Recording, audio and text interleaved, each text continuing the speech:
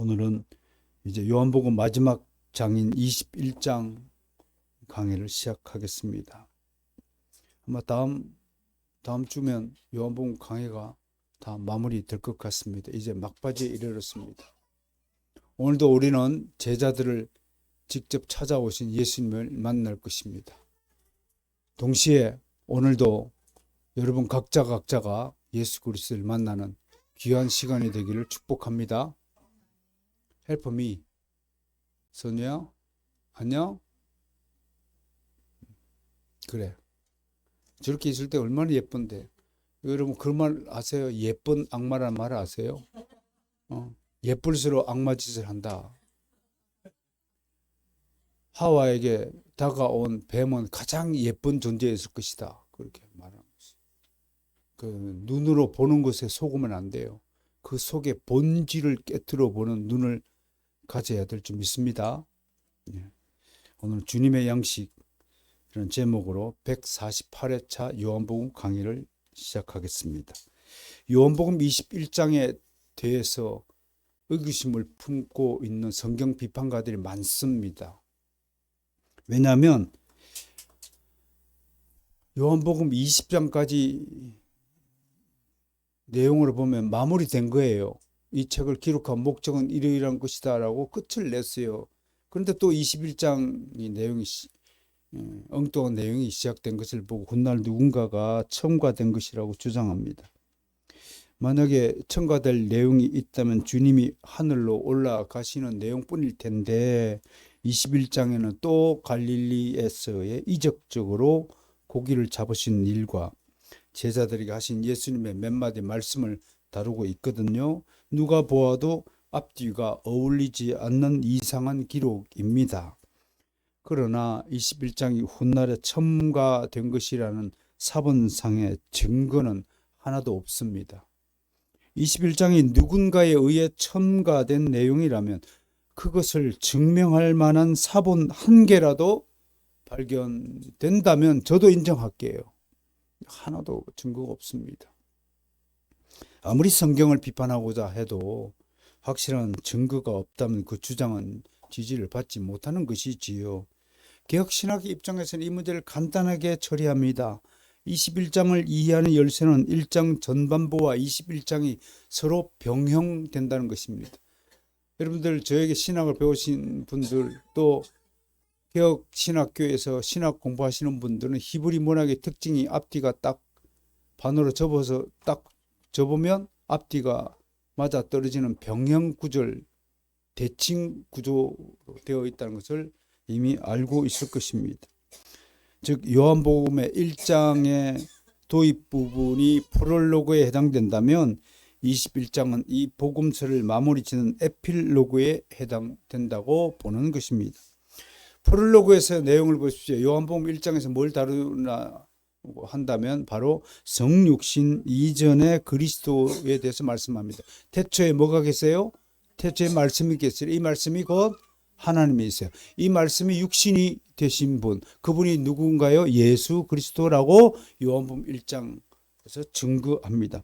그런 다음에 오늘 마지막 부분인 21장에서는 어떤 예수님을 다루시나요? 부활하신 예수 그리스도를 다루고 있는 것입니다. 이 땅에 내려오시기 전에 그리스도와 부활하셔서 이제 하늘로 올라가시는 예수님을 다루고 있으니까 전체적으로 내용상 하등 이상할 것이 없다는 것이 개혁신학적 입장입니다. 몽고메리 보이스 목사는 이 장을 두고 하나의 야외극이라고 이름을 붙였습니다. 본극이 끝나고 프롤로그, 여러분 그 연극이 끝난 뒤라는 노래 혹시 기억하시나요? 예? 연극이 끝난 뒤에도 사람들은 아쉬워서 당장 그 자리를 떠나지 않고 뭔가 서서 마무리하는 모습을 쳐다보듯이요.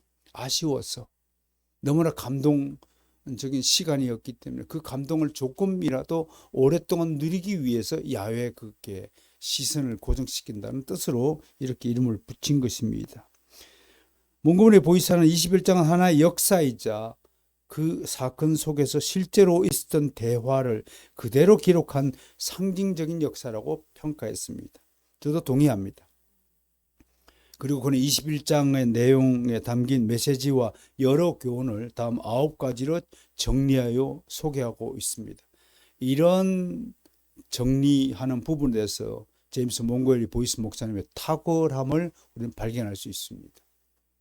첫째, 모인 교회를 나타낸다. 모이면 주님이 찾아오신다는 겁니다. 저는 교회는 모이는 곳이다 라고 말하고 싶습니다. 다락방에 모였을 때 주님이 찾아오셔서 성령이 강림하셨던 것입니다. 그래서 교회는 모이기를 즐겨해야 됩니다. 지난 시간에 나홀로 신앙은 없다라고 제가 여러분에게 전파했습니다. 교회는 모이는 곳이다. 그걸 말씀을 드리고 싶습니다. 지금 갈릴리 바다에 각자 집으로 돌아간 뒤에도 그들은 교회의 정체성을 잃어버리지 않고 어떻든 한 자리에 모여 있는 것을 바라보게 됩니다. 두 번째, 육신의 힘으로 그리스도를 섬길 가능성을 언급하고 그러한 노력이 열매가 없다.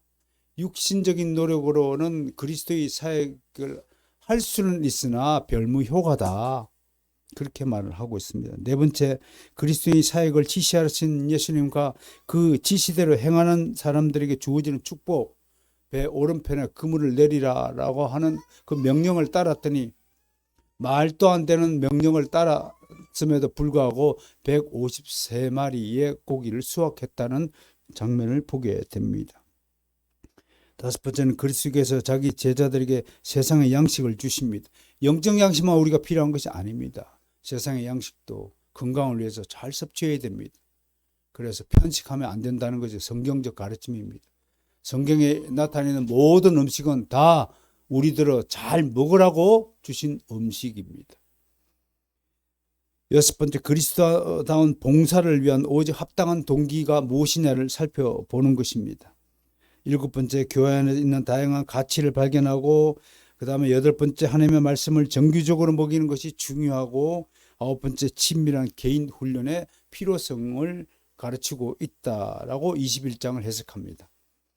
오늘은 연약한 믿음에 처한 7명의 제자에게 찾아오신 우리 주님을 만나게 됩니다. 그들은 예루살렘의 어느 비밀한 장소에 모여 있었을 때 2번이나 부활하신 주님을 이미 만난 적이 있습니다.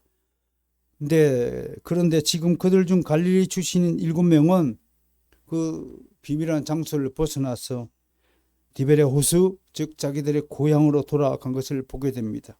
그들이 언제 예루살렘을 떠났는지, 왜 떠났는지 우리는 알 수 없습니다. 나머지 4명의 제자들은 또 어디를 갔는지 알지 못합니다. 아무튼 갈릴리 출신 제자들은 더 이상 예루살렘에 모여 있을 수 없어서 각각 자기 집으로 돌아갔습니다. 그런데 여기서 우리는 제자들의 형편에 대해 논할 점이 있습니다. 갈릴리 사람들은 누구나 그들을 잘 압니다. 또한 그들이 예수님을 따르기 위해 자기들의 터전을 떠난 것도 알고 있습니다. 그런데 그들이 예수님이 죽으시자 다시 고향집으로 돌아간 것이에요. 시골 사람들 입장에서는 우르르 3년 전에 뭔가 하겠다고 떠났더니 다시 3년 뒤에 우르르 다시 몰려서 나타난 것입니다. 그러니까 이놈들이 뭔가 일이 좀 안 됐구나, 실패했구나 라고 생각했을 것입니다. 예수님은 부활하신 후 2번째로 제자들에게 나타나셔서 분명히 이렇게 말씀하셨습니다. 여러분들도 기억을 떠올려 보세요. 2번째로 나타나서 예수님이 첫마디로 너희에게 평강이 있을지어다. 그 다음에 아버지께서 나를 보내신 것 같이 나도 너희를 보내노라 라고 말씀하셨습니다. 어디로 보내는 겁니까? 갈릴리 고향으로 다시 보내는 것은 아니겠지요. 주님의 선교 명령을 이행하기 위해서 내가 보낸다. 너희는 이제 나의 사도들이 되어야 한다라는 말씀을 이 말씀에 담은 것입니다. 이게 선교 명령입니다. 그리고 이 선교 명령을 수행할 수 있는 능력을 받으라고 성령을 받아야 한다라고 말씀하신 것입니다. 이런 곧 이어 오순절 다락방에 모여있던 성도들에게 그대로 나타나는 현실이 됩니다. 그리고 도마를 향해서 믿음 없는 자가 되지 말고 믿는 자가 되라 라고 말씀하셨습니다. 가슴 솟았습니다. 믿는 자가 되겠습니다. 여러분, 세상을 살아가는데 여러 가지 힘과 능력이 필요합니다. 그러나 분명히 말씀할 수 있습니다. 하나님을 믿는 믿음보다 더 큰 힘과 능력은 없다는 것을 명심해 주시길 바랍니다. 이 사실을 믿음으로 받아들이십시오. 그리고 이 믿음을 가지고 살아보세요. 뭔가 달라져도 여러분 인생이 완전히 달라질 것이라는 것을 확신할 수 있습니다. 이 말씀에 따르면 제자들이 지금 있어야 할 곳이 어디입니까?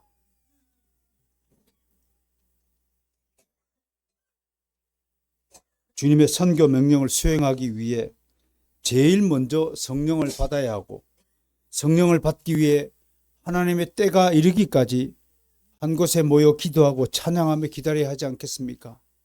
그런데 이들은 자기 직업의 일로 되돌아가고 말았습니다. 지금 초기 신자들에게 가장 힘든 것이 함께 모여 기도하는 일일 것입니다. 기도할 때는 아무런 준비물도 필요치 않습니다. 돈도 들지 않습니다.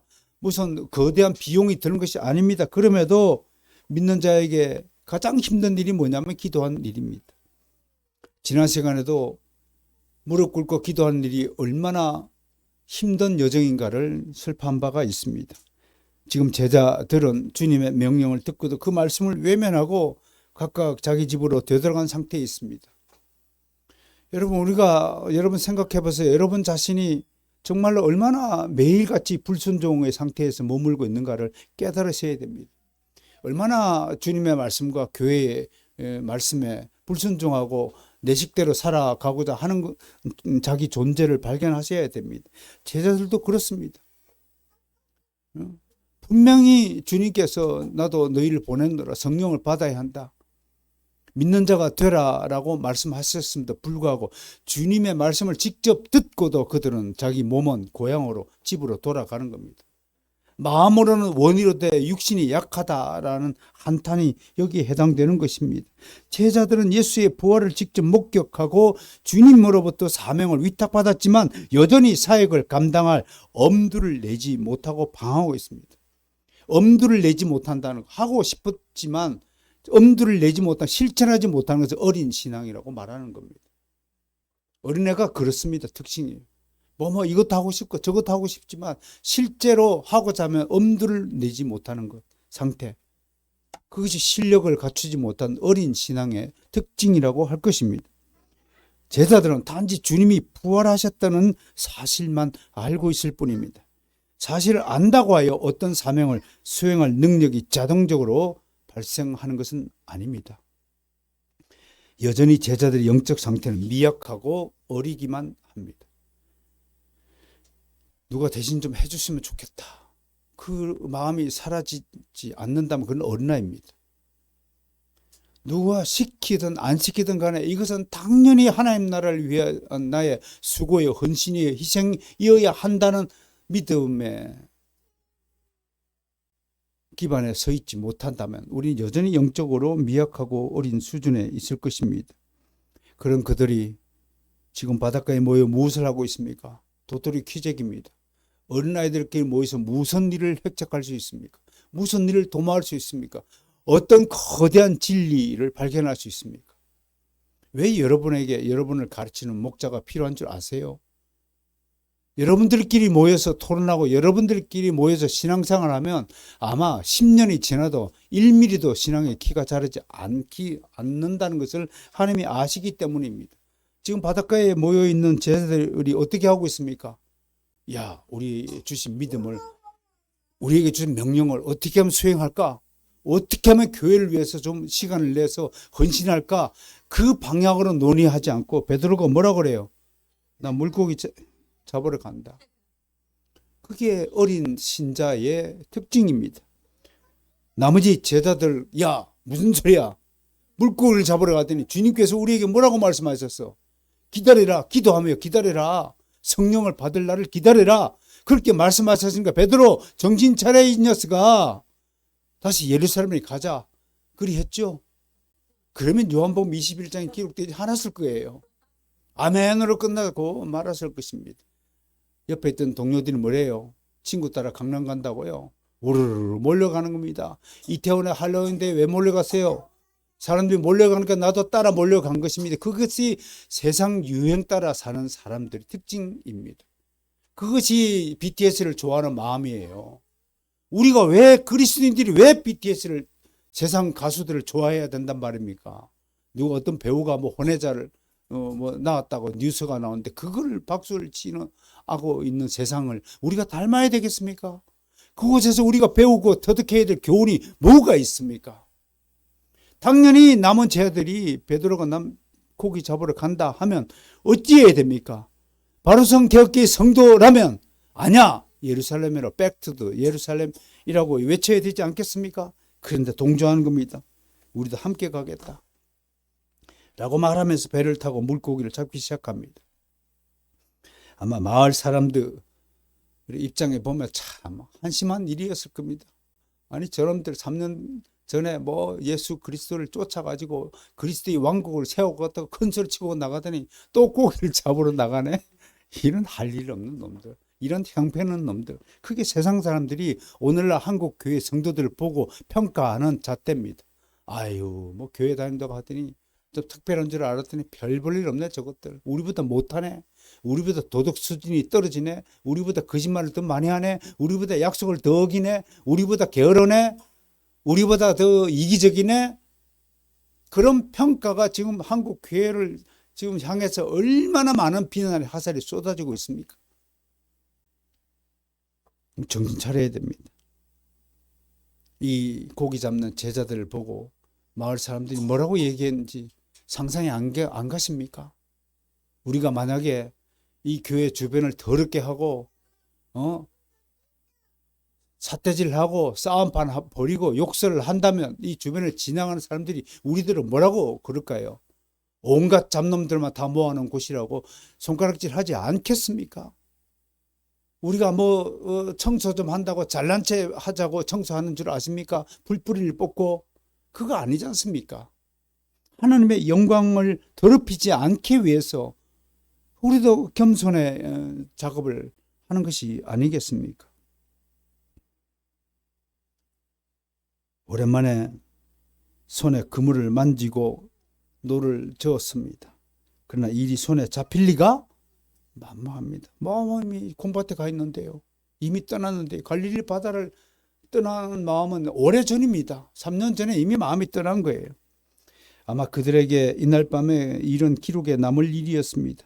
그들이 이 바다에서 태어나서 자라고 이 바다에서 어부가 되어 생계를 꾸렸던 자들입니다. 그런 그들이 무려 한 명이 아니라 7명이나 모여 일을 했습니다. 한 마리의 고기도 잡지 못했습니다. 이게 기적입니다. 나에게 행운의 일이 전혀 발생하지 않는 것 자체가 그리스도인의 기적입니다. 하나님을 제대로 믿는다면 매일 매순간 하나님의 기적적인 은혜를 나를 위해서 베풀어 주신다는 것을 믿으십니까? 그걸 경험하기 위해서 기도하십시오. 나에게 매일 하나님이 주시는 양식을 맛보아 살 수 있도록 좀 간구해 보세요. 아마 제자들은 주님을 떠난 이후 된 일이 없다고 푸념을 했을 것입니다. 밤새도록 그들은 주님과 함께 지난 3년의 일들에 대해 회고했을 것입니다. 근데 여기서 제 생각엔 제자들이 고기를 잡지 못한 이유는 다른 곳에 있다고 봅니다. 그들이 고기를 잡고자 바다로 나간 걸까요? 아니에요. 그리고 그러면 낮에 나가야죠. 마을 사람들이 눈초리를 무서워서 밤에 몰래 고기 잡으러 간 거예요. 할 일은 없고 무리는 하고 먹고는 살아야 되니까. 낮에 나가면 세상 사람들이 마을 사람들이 손가락질하면서 아이고야 너들 못하냐 그리고 손가락질 할까 봐 밤을 새운 것입니다. 예루살렘을 떠나 오랜만에 집에 돌아와 다 내팽개친 줄 알았던 옛날 직업의 일을 다시 행하고자 하니 일이 손에 잡힐 리가 만무합니다. 절망감과 무력감이 제자들을 짓눌렀을 것입니다. 집에서 보내는 시간들이 너무나 무료했을 것입니다. 여기에 마을 사람들의 조롱도 제자들의 마음을 불편하게 했을 것입니다. 그래서 몰래 배를 타고 밤바다로 나온 것이 아닐까요? 고기를 잡는 신용만 한 것이 아닐까요? 그래서 고기 못 잡은 것입니다. 어느새 날이 밝아왔네요. 바로 그때 부활하신 예수님이 그들에게 찾아오셨습니다. 벌써 세 번째 방문이십니다. 예수님은 바닷가에 서 계셨습니다. 그런데 요한복음서는 이때 제자들을 찾아오신 예수님에 대해서 찾아오셨다고 말하지 않고 자기를 나타내셨다라고 소개합니다. 헬라어로 파네레오라는 단어가 써 있는데 이 단어는 문법적으로 3인칭 단수입니다. 너와 내가 아니라 우리 모두에게 나타나셨다. 그래서 3인칭 단수를 썼습니다. 제1부정과거, 특정 개인에게만 보인 것이 아니라 모두에게 보이셨다는 뜻으로 이런 문법을 썼습니다. 능동태 직설법, 예수님이 자의적으로 의도적으로 나타냈다라는 것을 말씀하실 때 능동태를 쓴다는 것을 문법적으로 설명할 수 있습니다. 이는 모든 사람이 보고 알 수 있도록 공개적으로 자기 자신을 드러내다라는 뜻을 가집니다. 재림 때에도 이렇게 주님은 자신을 온 세상에 드러내실 것입니다. 사도 바울은 고린도전서 5장 10절에서 우리가 다 반드시 그리스도의 심판대 앞에 나타나게 되어 각각 선악간에 그 몸으로 행한 것을 따라 받으려 함이라. 너희 입에서 나온 그 말 한마디 한마디도 결코 땅에 떨어지지 않는다라고 하신 말씀 기억하십니까? 그렇다면 우리가 구원받은 이후에 얼마나 조심스럽게 경건하게 우리 인생을 꾸려야 하는지, 우리 하나님은 전지전능하신 분이십니다. 우리의 생각 하나하나, 우리의 머리털까지 다 세시고 우리의 마음까지 다 헤아리는 분이십니다. 지금 이 시간에 아직도 내려놓지 못한 것들이 있다면 속히 내려놓으십시오. 그건 정말 하나님 앞에 서면 부끄러운 것입니다. 아직도 원망이 남아있습니까? 아직도 불평이 남아있습니까? 아직도 누군가를 미워하는 마음이 남아있습니까? 아직도 시기 질투가 남아있습니까? 아직도 육적인 쾌락을 목표를 두고 살아가고 있습니까? 그건 주님 앞에 정말 부끄러운 것입니다. 그 모든 일들이 마지막 때에 하나님 앞에 서면 낱낱이 드러난다는 것을 우리는 경고로 삼고 살아가야 할 것입니다. 그런데 제자들은 아직 그가 예수님인 줄 알지 못하였습니다. 아직 어둑할 때라서 누구를 분간하기 어려웠습니다. 그러나 그보다 우리는 제자들의 영적 상태가 아직 미숙하다는 점을 인정해야 됩니다. 결국 예수님은 제자들을 부를 수밖에 없었습니다. 못 알아보니까 목소리라도 들려줘야 되잖아요. 얘들아 라고 불렀습니다. 그리고 너희에게 고기가 있느냐라고 소리쳤습니다. 얘들아, 아이디아라는 아주 귀여운 호칭입니다. 어른이 아이들에게, 스승이 제자를 부를 때, 부모가 자녀를 부를 때 파이디아라고 부른다고 합니다. 히브리서 2장 13절에 하나님께서 내게 주신 자녀라 할 때 이 단어가 함께 쓰여 있고요. 요한 1서 2장 18절에서 아이들아, 3장 7절에서 자녀들아 라고 부르실 때 온갖 애정을 담아 부르는, 자기 자녀들을 부르는 호칭이라고 하는 것입니다. 예수님은 자신이 십자가에 못 박일 때 자신을 모른 다음에 부인하고 도망갔던 그 제자들에게 다시 찾아오시어서 그 먼 갈릴리 호수까지 다시 찾아오시어서 마치 부모가 너무나 사랑스러운 자녀를 부르듯이 제자들을 부르고 계십니다. 우리 입장에서 본다면 아무리 자상한 부모요 스승이라 해도 자신을 부인하고 배신하고 도망간 자녀나 제자를 반갑게 맞이하는 경우는 드물 것입니다. 어둠 속에서 제자들의 귀에 익숙한 목소리가 들려왔습니다. 아마 이때 제자들은 마음속으로 주님이 자기들을 찾아오신 것을 눈치채지 않았을까요? 12절이 그 증거입니다. 본능적으로 제자들은 주님을 향해 고개를 돌렸을 것입니다. 그때 주님께서 너희에게 고기가 있느냐라고 물으셨습니다. 헬라어로 메라고 시작하는 의문문은 부정의문인데요. 이 말을 우리말로 직역하면 너희가 먹을 것을 가지고 있지 못하지, 먹을 고기가 없다는 것을 주님이 아시고 이렇게 부정의문문으로 물으셨다는 것을 말씀합니다. 뿐만 아니라 주님은 그렇게 물으시는 것에서 끝나지 않고 해결책을 제시해 주십니다. 문제만 주시는 분이 아니라 그 문제의 해결책을 동시에 가지고 계시는 하나님이심을 믿으시길 바랍니다. 6절입니다. 함께 읽습니다. 시작. 그물을 배 오른편에 던지라. 이 말씀은 주님의 신성을 여실히 증명합니다. 주님은 배의 어느 편에 그물을 던져야 하는지를 알고 계셨습니다. 그러나 무엇보다도 주님께서 바다를 다스린다는 사실이 더 중요한 교훈입니다. 제자들은 평생 물고기를 잡으며 보낸 사람들이었지만 그들은 온 밤을 새도록 한 마리의 물고기도 잡지 못하였습니다. 그런데 주님은 그들에게 그물을 한번 던져 보라고 말씀하시며 그렇게 하면 고기를 얻게 될 것이라고 확정하십니다. 여기서 잠깐 믿지 못하는 사람들을 한번 보십시오. 불신자들에게 이 말씀이 귀에 들리면 뭐라고 그랬습니까?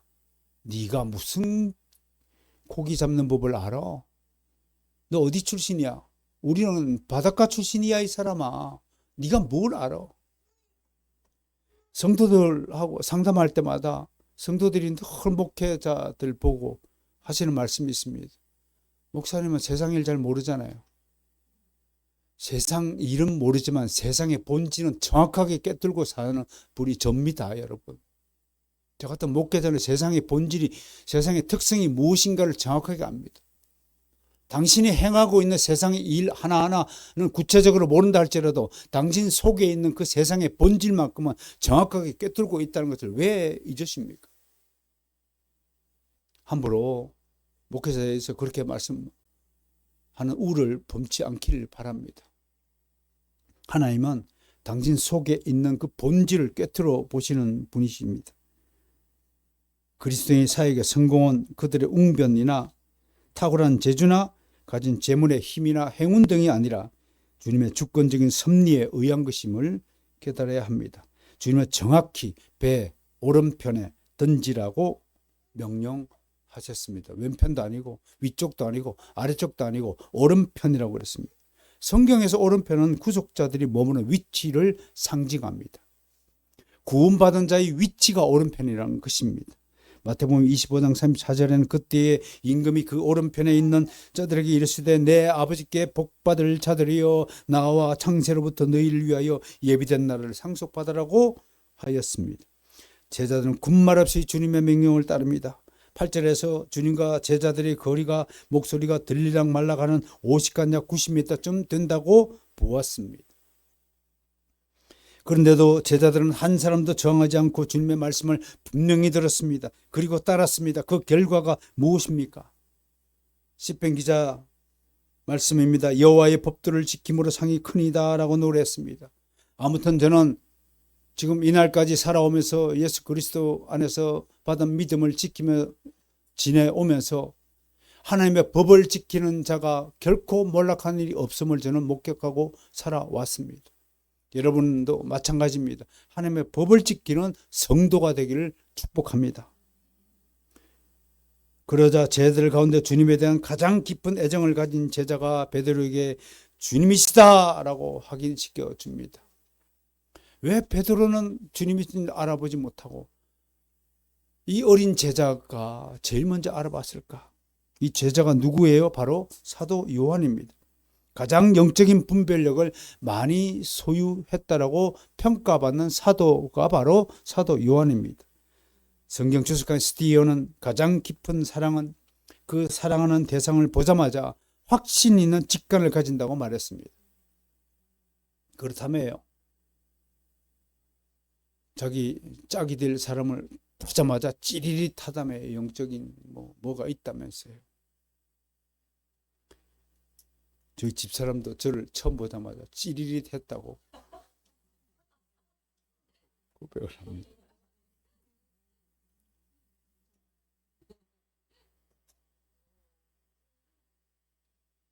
이건 사랑하는 자에게 주어지는 하나님의 특권일 것 같습니다. 그 찌릿이 믿음에 의한 찌릿이 아니고 내 육신적인 느낌과 판단, 직관에 의한 찌릿은 너무 경계해야 됩니다. 육신적으로는 다 남자들 이영애 좋아하죠.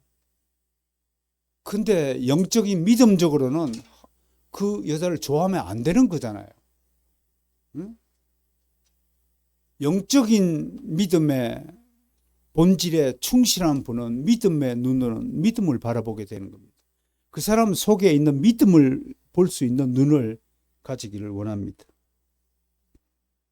자, 이제 베드로 얘기 좀 하죠. 베드로는 보통 참을성이 부족합니다. 그는 주님이 찾아오도록 기다리지 못하고 고기를 잡으면서 무료한 시간을 달래자고 제안하였습니다. 다른 제자들도 그 생각을 좋게 여긴 것 같습니다. 그래서 제자들은 즉시 일어나 그 밤에 고기를 잡고자 했지만 애석하게도 한 마리도 잡지 못하였습니다. 물론 어떤 일은 고기 잡는 것 자체가 복음 전도를 상징하는 행동이라고 해석하기도 합니다. 그러나 저는 베드로가 그런 것을 의식하고 고기 잡으러 나간 것은 아닐 것이라고 판단합니다. 어쨌든 베드로는 그물이 찢어질 정도로 고기가 잡힌 것을 보자 3년 전의 일을 떠올렸을 것이라고 한번 생각합니다. 누가복음에 보면 5장에 보면 공생의 초기에 예수님께서 베드로의 배에 앉아서 많은 무리를 가르치고 있었습니다. 가르침을 끝낸 후 예수님은 베드로들에게 더 깊은 물로 들어가 그물을 내리라라고 지시했습니다. 이때는 베드로가 아주 구속함을 받기 이전의 상태이므로 오른편이라는 용어를 쓰지 않고 깊은 물로 가서 아무튼 그물을 던져보라고 한 것입니다. 베드로는 주님에게 이때는 불신의 상태입니다. 밤이 맞도록 수고하였지만 잡은 것이 하나도 없는데요. 그러나 이왕 실패할 줄 알지만 그렇게 말씀하시니까 내가 한번 따라 보겠습니다. 그게 이 누가복음 5장의 초창기 베드로의 모습입니다. 오늘 본문에서 베드로는 과거와 똑같은 일을 만났습니다. 예수님이 오셔서 지시하기 전까지는 아무것도 잡지 못하였습니다. 모르긴 해도 바로 어제 저녁에도 잡힌 물고기가 왜 오늘 저녁에는 잡히지 않았는지 베드로는 알지 못하였습니다. 그런데 주님이 말씀하시자 다시 한번 고기가 잡혔습니다. 드디어 베드로는 갈릴리를 찾아오신 주님을 알아차렸습니다. 그러자 베드로는 즉시 바다로 뛰어들었습니다.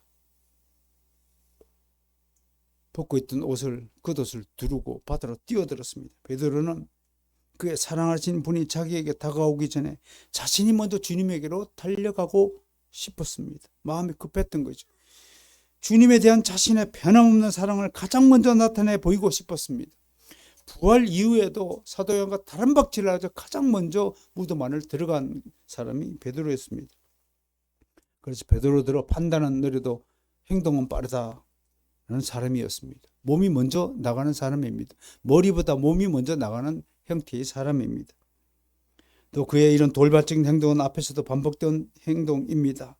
마태복음 14장에 보면 나를 명하사 무리로 걸어오게 하사 해서 무리를 걸었던 베드로였습니다.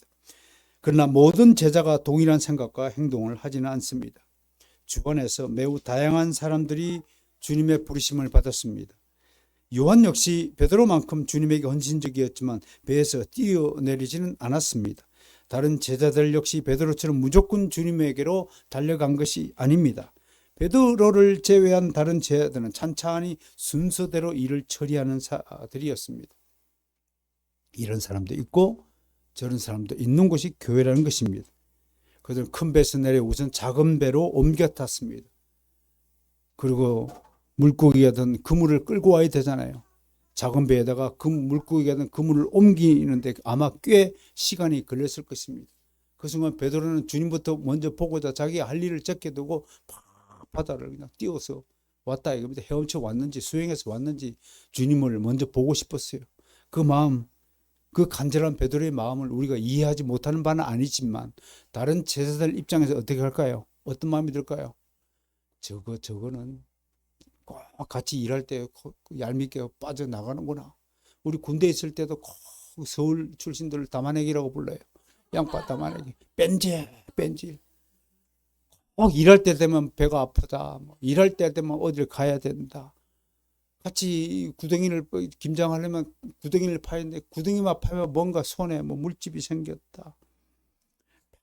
수단을 다져가 요리조리 빠져나가는 정말 우직하게 곡괭이를 들고 삽을 들고 땅을 파고 땀을 흘리는 사람들이 얼마나 헌신적이고 아름다워 보이는지요. 그런데 그 순간에 꼭 예수 믿는 녀석들이 꼭 뺀질하게 빠져나가니까 사람들이 다 미워하는 거예요. 예수 생일을. 우리 그러지 맙시다. 그거 좀 몸 좀 아낀다고 그렇게 이득이 난거 당신 그거 몸 좀 아낀다고 몸에 손실이 많이 가요? 관절이 팍 부러져 버려요? 허리가 팍 부러져 버려요?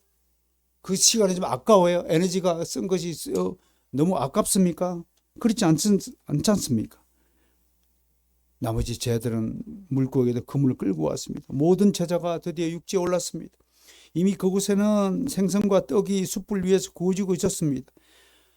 주님은 자기 백성이 모든 피로를 하시고 때에 따라 공급하시는 분이죠. 그러나 주님과 제자들 합쳐 8명이 먹기엔 부족한 양이었나 봅니다. 그래서 주님은 제자들에게 생선을 좀 더 가져오라고 말씀하십니다.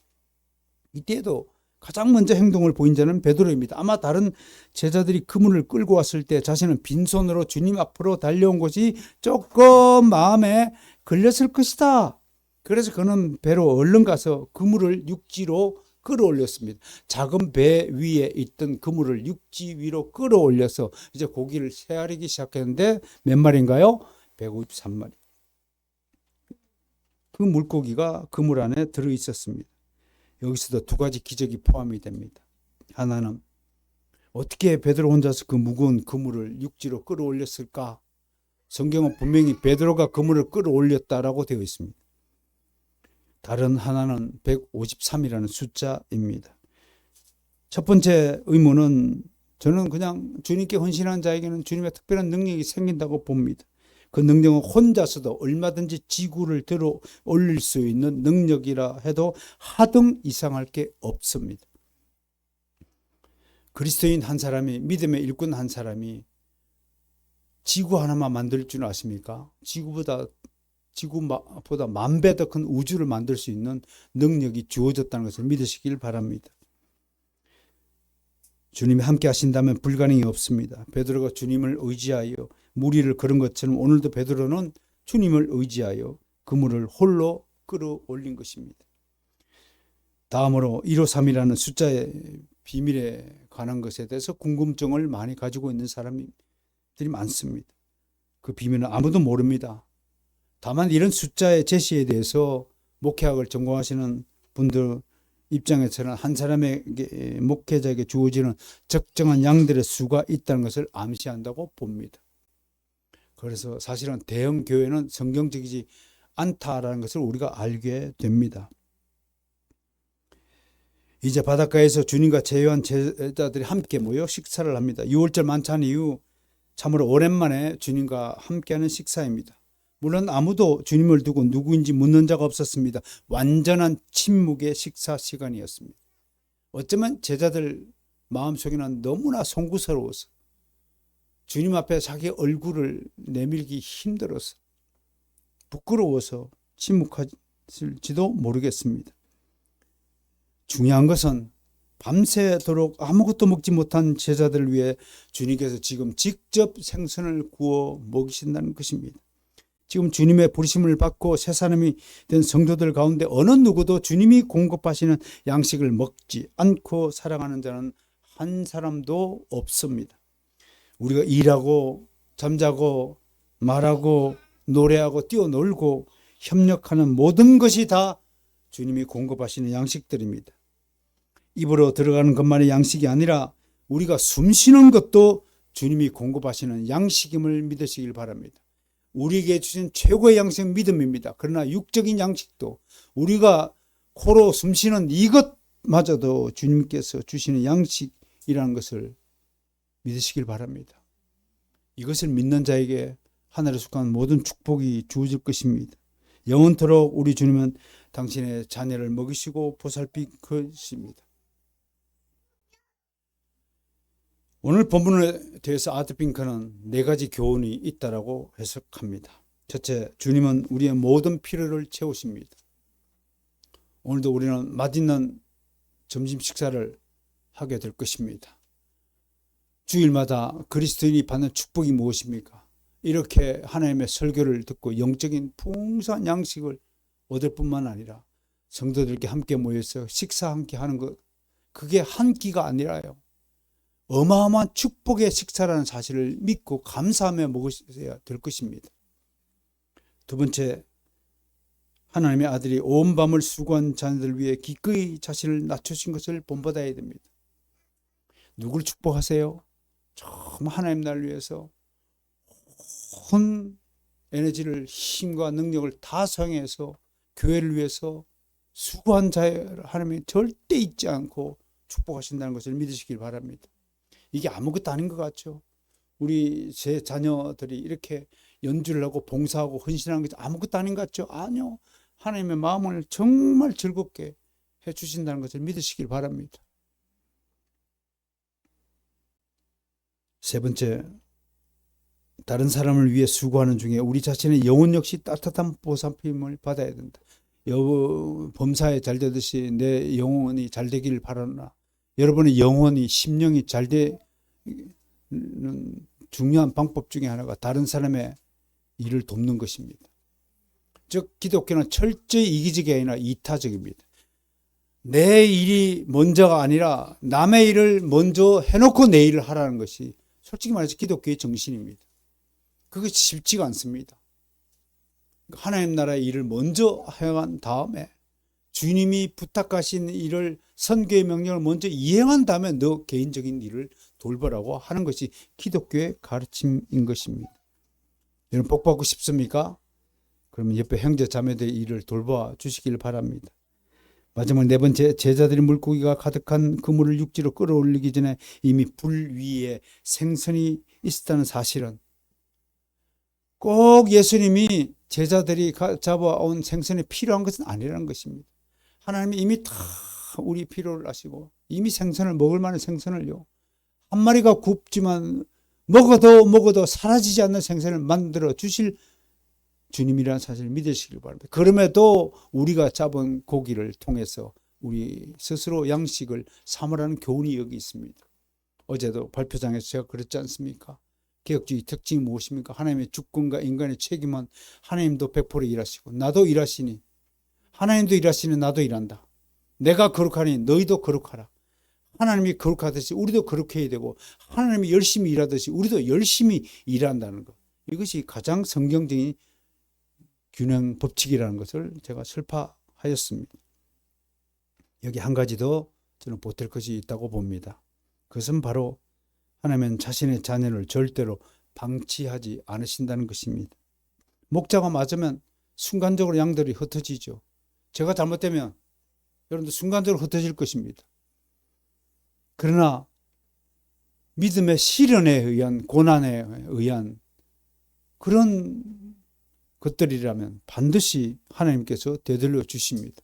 참목자는 반드시 다시 돌아와 자기 양들을 찾으십니다. 작은 목자처럼 도망가지 않고 끝까지 자기 양들의 안위를 책임집니다. 남겨진 제자들, 시리에 빠진 제자들, 희망을 잃어버린 제자들에게 다시 찾아오십니다.